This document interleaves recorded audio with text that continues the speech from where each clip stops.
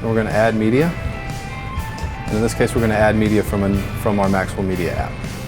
The machine is going to display a QR code, and that QR code is going to be used by the Maxwell Media app on your phone or tablet. So when you're ready to transfer pictures, we're going to just pick pictures from our phone. We're going to select up to 5 photos that we want to transfer onto the device. Once those are selected, we're going to say done. It's going to prepare the assets, and we're going to scan the QR code. Once the QR code is scanned, the pictures or videos will be transferred from your tablet or your phone directly onto the Maxwell device.